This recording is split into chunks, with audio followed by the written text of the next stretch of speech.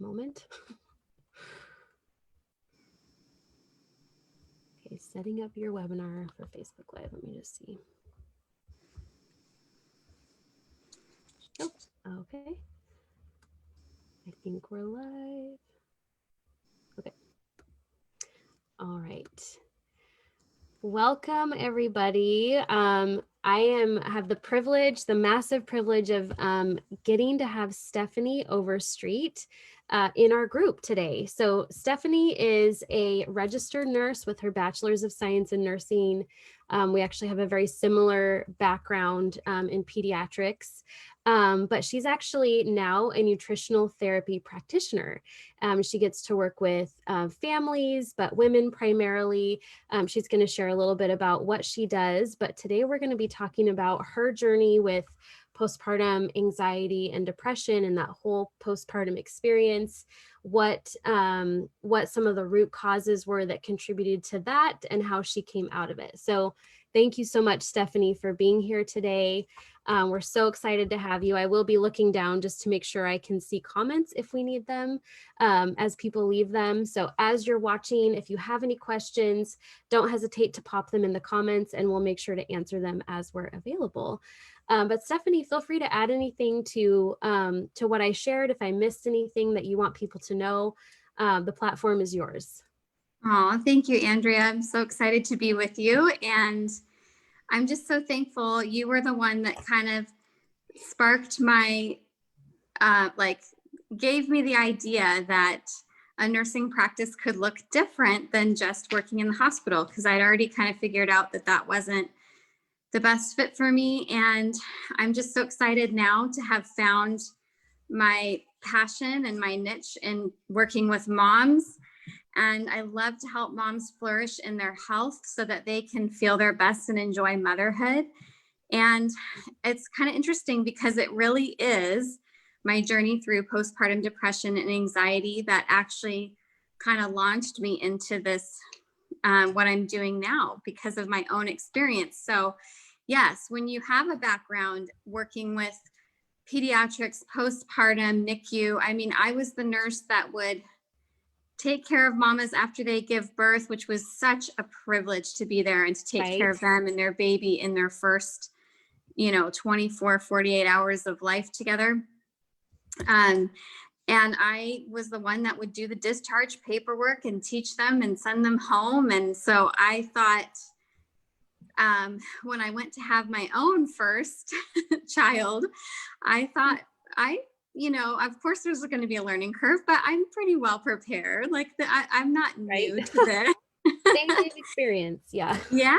And I even did do some preparation. I'm thankful for what I did do, but I will say that I was, even with all of that experience, very unprepared for what the journey that I ended up going on. And postpartum depression and anxiety, something I want to say from the outset is that I think it's really influenced by a variety of factors.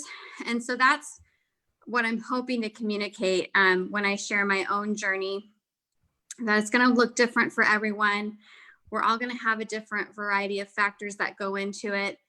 But really, it's important not to neglect any part of who we are, from our mind, our body, and our spirit, which I know that's a value that you have too. And that's why I really focus on nurturing the whole mom now, because I've learned we can't just separate the body from the mind and so on, because they are so interconnected. So as far as my story, I had a low level of depression during pregnancy. I actually didn't know it. I didn't know that depression is one of the most common complications of pregnancy. I'd never really struggled with depression before. I mean, everybody has their ups and downs, but I'd never had it for a season. So I didn't really recognize it. I just remember feeling very tired, just not feeling myself, having a lot of fears and concerns about transitioning into being a mom. And then I had a lot of physical challenges during my pregnancy where I just wasn't able to get out and do the things I enjoyed. Right. And so I kind of attributed a lot of my mood and lack of motivation to that. But it turns out that depression during pregnancy is actually the greatest risk factor or predictor for postpartum mood disorders. So that's another thing I didn't find out until years later, which is why I'm so passionate about talking about this topic, because I feel like if we just knew more about it and raised awareness, then for those of us that do experience it, we wouldn't feel so much shame and guilt and like there's something wrong with us and we're the only one. Totally. When actually it's up to 20%, or between 1 in 5 and 1 in 7 moms that have some type of a postpartum mood condition. So right after birth, I had some anxiety that was just kind of, I feel like it was heightened or like exaggerated anxiety. So I did a home birth, and I had a great midwife who was very qualified, and my placenta took a little bit longer to come out. Normally we expect to see it come out within about 30 minutes. And I think mine took a little over an hour. So because I was at home, I really didn't want to transfer to the hospital that I worked at. And because, you know, the hospital I worked at wasn't super supportive of home births. And so I remember having a lot of anxiety about the placenta and why is it not coming out? And and I also had a really short umbilical cord. So we had to cut it, you know, probably 5 to 10 minutes, but it wasn't like that where you're sitting for an hour, the golden hour that we talk about where we get to bond and breastfeed. For me, it was like all these weird things were happening, and my baby was with my husband. And so the placenta did come out, but it was just kind of this, it just started things off on the wrong foot. And then my midwife stayed with us and made sure we were safe and settled for a couple of hours. And I had labored through the night, so I did not sleep at all overnight. Because contractions had started at 9:30 at night. So, and my daughter was born at 9:30 in the morning. So I was sleep deprived, which that will make, that can cause anxiety. I think sleep deprivation is just, it's like if we're struggling with anxiety, we've got to do a little self-check. Like, when was the last time I ate? When was the last time I drank water? And how much sleep have I been getting? So, So I just remember she left a few hours after the birth, and we were sleeping, and I just remember waking up feeling anxious about like, well, how do I breastfeed? And, you know, I feel like I should know how to do this because I've talked to other moms about it, but it's totally different when it's you. And it was just me and my husband home with the baby. And so the midwife came back and she helped me.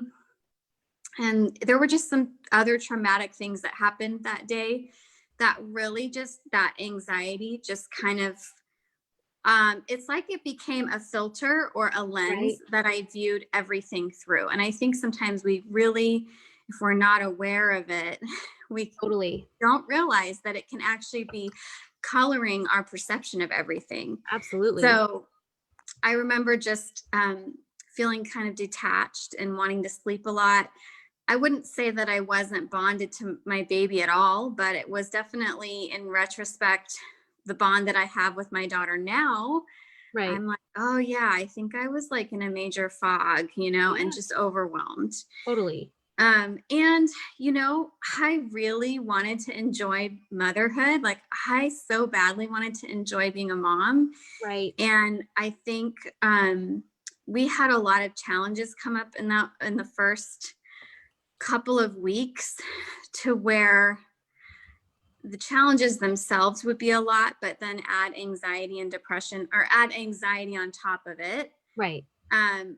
It ended up leading to depression over time because it was just so stressful. And I remember spending so much time trying to figure out things like thrush, and she had difficulty nursing because of a tongue tie, and I had oversupply of breast milk and forceful letdown. And breastfeeding challenges are a major contributor to postpartum depression and anxiety. So I just remember by the time I was 6 weeks postpartum, probably within the first 2 weeks, I remember thinking like, this can't be normal. But then by 6 weeks, I remember mood swings and just feelings of feeling trapped and helpless Right. and powerless because of what was happening in our situation, and how just out of it was just so beyond what I expected that Right. I ended up having really like some symptoms of postpartum rage, like outbursts of anger towards my husband, Mm-hmm. which was totally not normal for me. And so I think all of that, like when you're watching yourself and you're like, this is not me, like, who is this? Right. It just increases the anxiety. Right. And I think over time, then I started to feel more of the depression and just the lack of enjoyment, the disappointment of how things were going.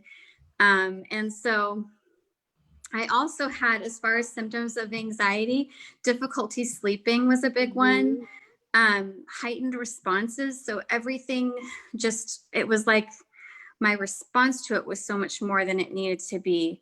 Right. Um, and feeling on edge, Mm-hmm. feeling out of control, and kind of irritable, lots of Mm-hmm. fear, worry.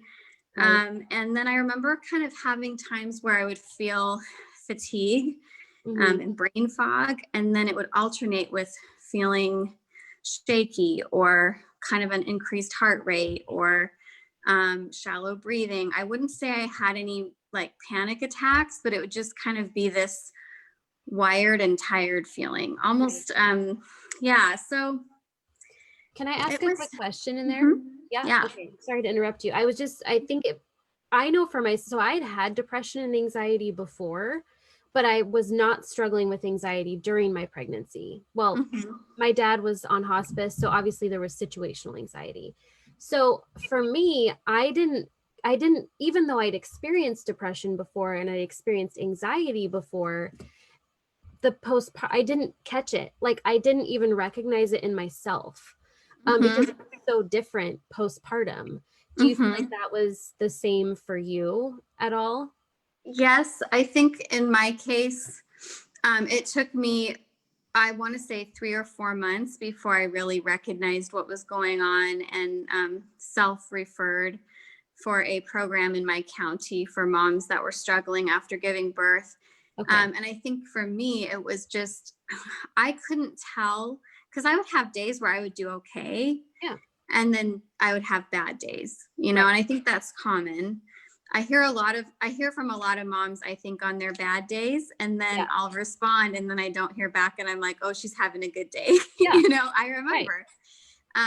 It can be very back and forth. And on your Right. good days, you think, well, maybe I'm just having a hard time. Like, transitioning to being a mom is Totally. it's a big deal. So maybe it's just me, or like maybe I'm overreacting, or maybe I just need to give it more time. You can almost, it can be very confusing, which is Right. actually why one of the free downloads that I created when you sign up for my newsletter is a guide to discerning the difference between the baby blues and postpartum depression and anxiety. Because Ooh, I that's think so that's a good. very common question. Yes. And it's like, okay, well, what's the difference? How do Right. I know?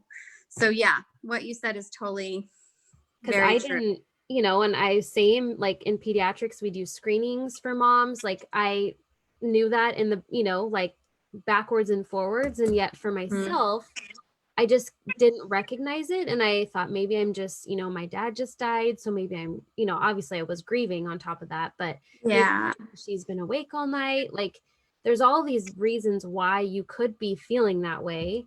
Mm-hmm. But I just didn't know that like it wasn't normal. Yeah. We normalize postpartum as being a very difficult time or Mm-hmm. a really magical time. And there's Yeah. not really any talk about the spectrum in the middle and Yeah. when you should be concerned. So I think I think we'll have some time to kind of talk about hopefully some of those things, like some of those warning signs or things to pay attention to. Um, Mm-hmm. and I think you're getting to the like eventually like what you did to find out some of those root causes that were contributing to you, but keep going with Yeah. where you were going. Yeah. So, to talk about some of those warning signs, the biggest thing to know is that normal um, baby blues lasts 2 weeks, maybe three at the most.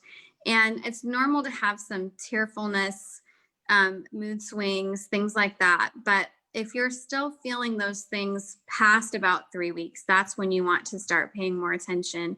Right. And then with postpartum depression and anxiety, those same symptoms are much more severe and they last much longer, Right. or they're getting worse over time. So Right.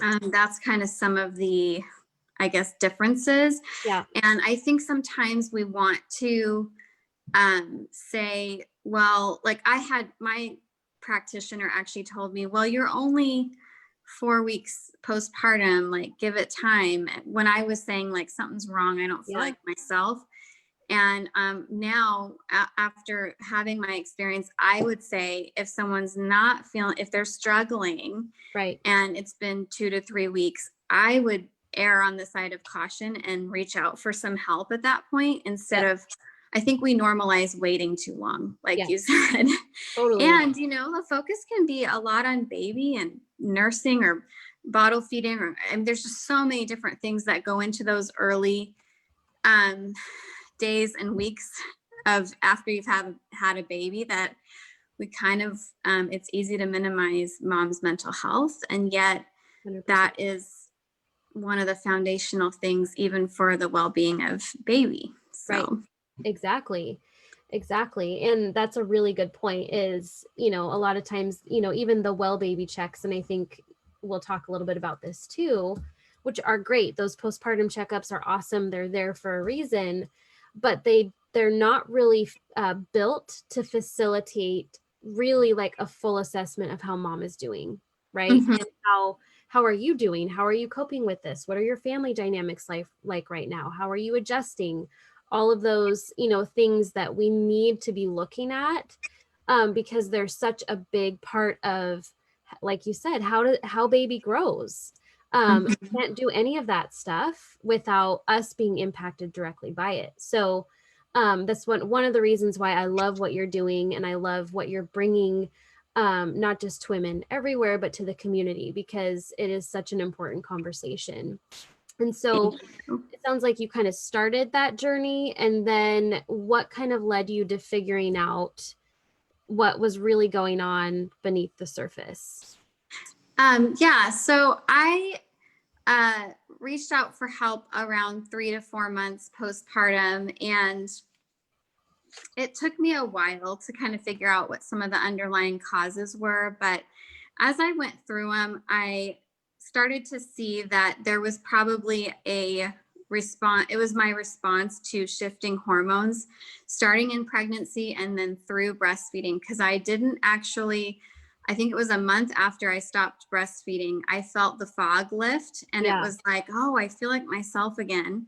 Mm-hmm. And it wasn't until that happened that I really understood the extent of just how not myself I was all Totally. that time. Mm-hmm. Because it was kind of like it had to go away for me to Yeah. actually realize the severity. Right. Um, and then I also think this is probably something your clients are familiar with, but I think a major part of what was going on for me was HPA axis dysfunction. So the communication between the brain and the adrenal glands and our kind of our stress response, Mm-hmm.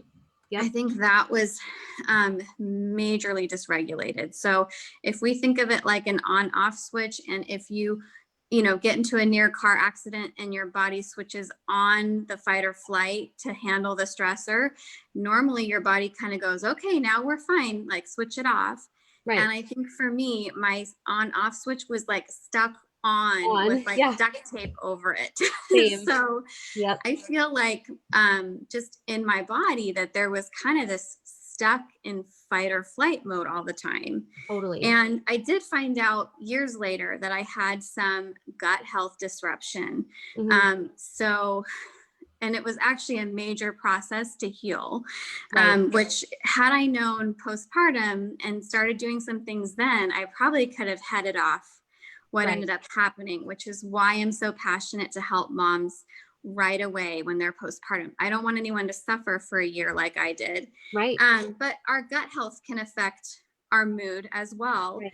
And so can our blood sugar. So when our HPA axis is dysregulated, then it affects how our body manages blood sugar. And we know that blood sugar is closely tied to mood and to energy, which were my two biggest complaints during that time. So the other thing too is that I think one thing we don't know much about in our culture is that pregnancy, your body will just take whatever it needs from your nutrient stores to build a healthy baby. Yep. So as moms, after we give birth, we are nutritionally depleted. And so I had a history of poor digestion and gut issues that I didn't know about, which means I probably started out with less nutrients to begin with. So by the end, I was really deficient in nutrients. And so I think that's another thing that contributed to it. And then there were some lifestyle things, which this is kind of one of my things that I love to work with moms on, because these are small things that have a huge impact. Right. But things like skipping meals, eating meals that aren't balanced in the macronutrients. So like a carb heavy meal or a meal that doesn't have enough protein or different things like that can significantly impact the stability of our blood sugar. And then lots of processed foods. I mean, you're short on time, you're sleep deprived. I think that's maybe where some preparation for postpartum can be helpful, and having kind of a plan for how to set yourself up for success. And then things even like knowing what to do to help set yourself up for success when it comes to sleep, because we all are short on sleep if we have a baby we're taking care of. But I was doing things like scrolling my phone at 11 o'clock at night and then trying to fall asleep. And I had no idea that the blue light from my phone was actually disrupting my melatonin. And so I was worsening my sleep instead of and doing things that I just didn't know about, which is why I created a guide for optimizing sleep that also is a free download with my newsletter. I took the things that were the most important to me and helped me the most, and I said, let's just put it into a download, because these are the kind of things that we just we don't think know about. They're so simple.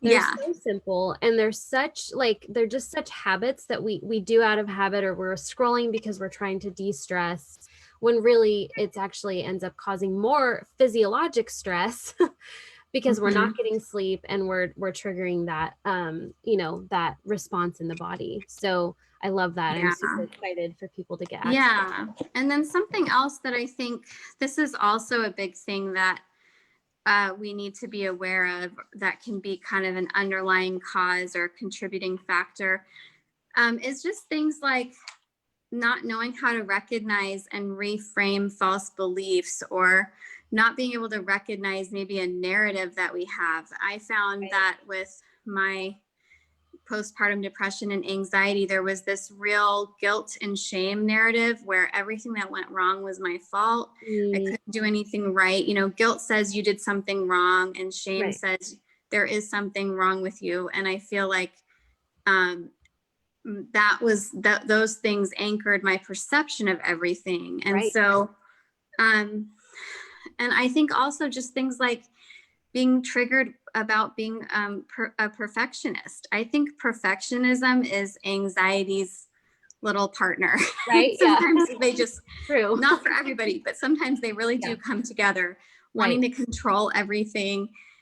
So those were some mental, emotional factors for me that I and ended up needing to work through. And then also just from a spiritual perspective, I think I really had some major agreements with fear, to where because of those agreements, it just kind of left an open door for fear to just wreak havoc, with anxiety and all other things. So really, what did I do to get better? We're all wondering that, right? Well, the first thing that I did was reach out for help and start attending some talk therapy. And the amazing thing now is that through Postpartum Support International, you can call their warm line and they can help you find a therapist in your area. And then a lot of therapists are available now virtually, which Right. wasn't around as much 5, 6 years ago. Um, but, and there are even like programs and things through public health where you might be able to receive some of that for free or at a Okay. discount. So I know it's hard to pursue that kind of thing when you're Right. struggling, but it's well worth the effort Absolutely. because it makes a giant difference. And so that talk therapy really helped me to work through some of those mindsets and just reframing the situation, and even like learning how to see things differently. So instead of with if something goes wrong, instead of thinking I'm just a bad mom, like I just can't do this, Right. it's like, oh well, yeah, that didn't go well, but I could learn from this. Right. What can I learn from it? And realizing that no mom is perfect, Right. but a great mom Exactly. is one that is open to learning and growing, right? Exactly. And just to kind of add to that, even when we have an underlying physiologic issue that's causing anxiety or depression, Mm-hmm. when we are willing to train our brain, yes, it's a little bit harder because it's kind of like trying to drive a car with some missing parts. Like Yes. you'll get there, but maybe it's going to take a little while, but it's still so beneficial to the brain because we know that our brain and our body actually responds to what we tell it. So if Yes. we are telling ourselves that I'm a terrible mom, I am not perfect, I'm not as good as so and so, our physiology actually does respond to those things. So Yep. it's kind of like this circle that we have to break the cycle. And sometimes first that's, with the mental, emotional, spiritual stuff, while we're trying to kind of figure out what's going on physiologically that may be contributing to that. So true. So I And I love think, that you do that. Yeah. yeah, and I think some days, like when you're overwhelmed and you're navigating that, it's like, okay, which thing am I going to do today? Because Yeah. I have to recognize I can't solve all these things Right. overnight. I'm in it for Yes. the long haul. Like if I'm like, why does all of this matter? It matters Right. because we want to enjoy being moms. We want to show up as the kind of mom that we really Yes. want to be. We want Right. to have a motherhood that's full of joy and peace and fulfillment. Yeah. And so it's like, okay, this might be a lot to work through, but I'm in it for the long haul. Like I'm not It's just a trying to fix process. something small. Like this is worth the effort. Exactly. But it's good to kind of just go, okay, what's the one thing I can do today? Because you're right, we can't separate Exactly. the physiological from the mental and emotional. Um, and sometimes it takes the pressure off to feel like, okay, Right. which thing am I going to do today? you know? Exactly. And Yeah. especially, I feel like that's especially important postpartum because sometimes Mm-hmm. that is all you can do is a Yes. 5 minute thing. It's a 5 minute thing. Mm-hmm. You don't have time for, a long list of how I'm going to fix this problem. I'm going to fix this Mm-hmm. problem. What it's like, how do you eat an elephant? You eat an elephant One bite one at a bite at a time. time. So that's Yeah. the because anxiety, it's so overwhelming, it's so overshadowing, and it makes everything feel hard. Mm-hmm. So I think having those little, like, I can do this every day, or maybe I can't do this every day, but I can do this every day, Right. and having some Right. options and knowing that you have options, I think is huge. Mm-hmm. And I think I interrupted your thought process, and you were talking about kind of how you how Started to get better. yeah, yeah. Yeah. So the other thing that I did was, so I did talk therapy from probably when she was 4 months old. I think I did 16 sessions over the course of probably 6 months, Okay. maybe even a little bit longer. And then she started sleeping through the night, and all of a sudden I wasn't. Like Okay. she wouldn't wake up anymore, and I would wake up at 2 in the Yeah. morning, Same. wide awake. I know that whole So, so HPA hard. dysregulation and your stress hormones are telling Woo! you that you need to be awake, and it's 2 in the morning. Yeah. So I sought out the help of a nutritional therapist when my daughter was a year, Okay. and I hadn't weaned quite yet, but I was desperate for help because the mental and emotional had gotten a little bit better, but physically I was still really struggling, Yeah. especially with insomnia. So we started addressing the foundations of health, which were things like nutrition, digestion, blood sugar regulation, hydration. Yeah. Basically, all the things that I mentioned earlier were some of my root Right. causes. This Yeah. was kind of where we started with like building balanced meals and making Right. sure I had the right um, enough, just the right support so I could digest my food and different things like that. And so that was really helpful. And then I did start working on getting out of isolation. I think when we're struggling, we easily become isolated, Totally. and yet isolation is like it compounds it. Right. So I actually don't think there's an easy answer to that one. I just think that when we take the step to be uncomfortable and get out of isolation, it's uncomfortable at first and then the benefits come later. Right. So even though I wasn't sleeping through the night, and I would fall asleep at 8 o'clock at night in this group when we're trying to watch Yeah. a Bible study video, Yeah. but it was like just the act of going and Yeah. getting out of the house one night a week. It did Yeah. so much for me. And I got to know some other moms, and I realized being in a group of moms who were vulnerable about some of their struggles, Right. it was like, oh, I'm not alone. Like Right. my story is my own, and yet we all have challenges. We all have things Right. we're working through. And so that made a big difference too. And then eventually, I did end up working with a naturopathic doctor who helped me to diagnose what was going on in my digestive system, and we found out that that was kind of like what was causing everything else to be on fire, Yep. so to speak. We kind of did like, okay, where's the smoke coming from? Like, Yeah. oh, over here we got Exactly. Yeah. a big mess going on in our digestive system that was Right. causing all of these other things, and probably had a giant role in all of that postpartum depression and anxiety. So Absolutely. yeah, and then prayer and counseling, those were I did really pursue that even after my mood improved. So I started working with a nutritional therapist, and then about 6 weeks later I weaned, and Okay. that's when everything got significantly better. So I can't say for sure. I think it's a combination of both of those things Right. that made the big difference. um, like regulating my blood sugar so that my mood and energy were better, Right. and then perhaps weaning and kind of allowing some of those hormones to come, more Back. into balance. Yeah. But I think even after you start to come out of something like that, there is kind of a recovery phase where it's Right. like, okay, we got to put the pieces back together. And Right. so continuing to reach out for help is good, even just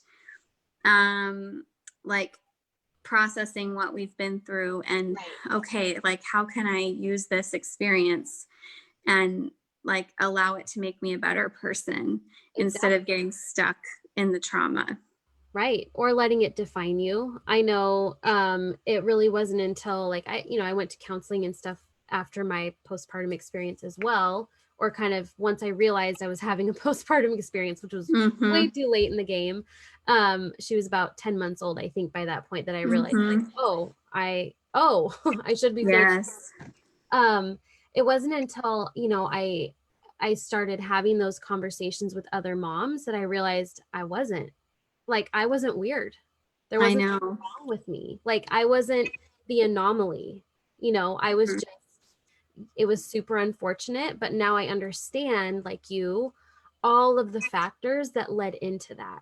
And so Mm-hmm. I would love to talk a little bit with you just before I know we've got a few more minutes.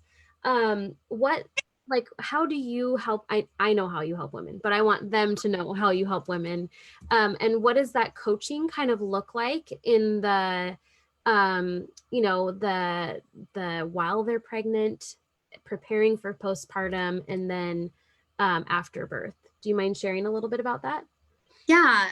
So what I decided to do was offer some support. So part of why I'm pregnant now, I'm actually 26 weeks along, and this pregnancy has been so different. And I credit a lot of that to the work that I did in the foundations of health for a couple of years Right. after I had my first. And then I also did some preconception, some specific things during the preconception period that I think were helpful.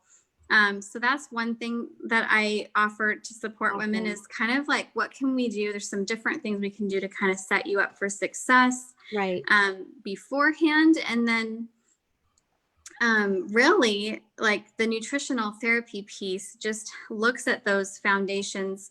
So, digestion, blood sugar regulation, fatty acid balance, minerals, hydration, and then nutrition, obviously. And Right. we can do a lot with just supporting those and basically just giving the body what it needs Right. in those areas so that it's able to do its job better, which I think those things have just become such a part of me now that I have realized that I actually am actively supporting those foundations while Right. I'm pregnant.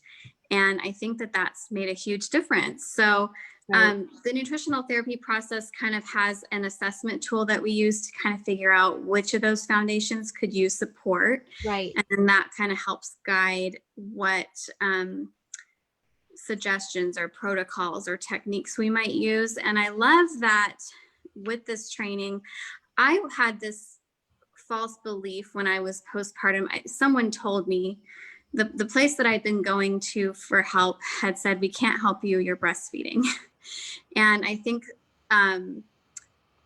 there's a lot of things that you can't do in terms of Right. supplementation and herbs and stuff like that when you're pregnant or Right. breastfeeding. But there's a ton that you can do with nutrition and lifestyle. And Right. when I realized that, as I was graduating my NTP program, I wanted to cry because I thought, if only I had found that NTP a year earlier, Right. I wouldn't have had to suffer so much. So Right. that's using that process is one thing that I love to do. And then the other piece of what I do is I came up with something called the P.E.A.C.E method for postpartum. So P.E.A.C.E is an acronym. So this is kind of a method that I walk my clients through either at the end of pregnancy to prepare for postpartum or when they're already postpartum and needing some support. We look at the P category, which is practical needs and support system. Love So a it. lot of the stuff we're talking about kind of more in your physical body, Right. and then your support relationships. And then the E in P.E.A.C.E is emotional wellness. The Awesome. A stands for abundance through God's presence and spiritual principles. Hmm. So that's kind of taking the mindset thing like one Right. step further. And then C stands for confidence in your unique way of mothering, which I think is a huge part of like working through some of the guilt and shame messages, and even Right. just discovering like your values as a mom and what's important to you. And then the last E is for expectations that are life-giving and full of grace, because I've found that sometimes our expectations can actually cause things Right. like anxiety and depression, Right. especially if we're not aware of them and say life. I know for me, life just didn't go the way I Right. expected. And so that actually caused a lot of like mental hardship and something I Right. had to work through. So I became really passionate about offering a way to kind of help women navigate through those different areas and figure Right. out like which of those, you know, is going to be helpful for Right. them uniquely, because we're all unique. And so, it really Exactly. just looks different depending on the person. I love that. And I love that, you know, I love that you get to use your background in nursing, Mhm. because we are, I mean, been coaches without being coaches, Yeah. for lack of a better word, because that's our job. We advocate, we assess, we facilitate, we do all the things that what's now, its own kind of like super niche Yeah.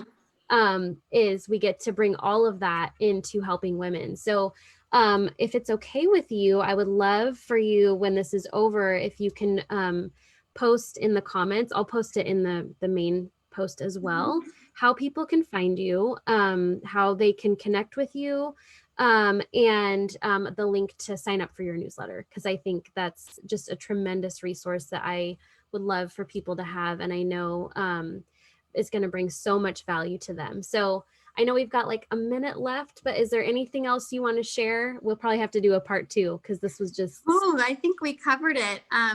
I'll put the info in the comments, and then if anyone's interested in finding out more, I do a free 30-minute discovery session, which includes that nutritional assessment questionnaire. Awesome. And then we can just kind of talk about what kind of support might be helpful for them. So that's Amazing. just something I thought I would mention too. But thank you so much for having me. I'm just really excited to get the word out about some of these things and just Absolutely. get some more support for postpartum mamas.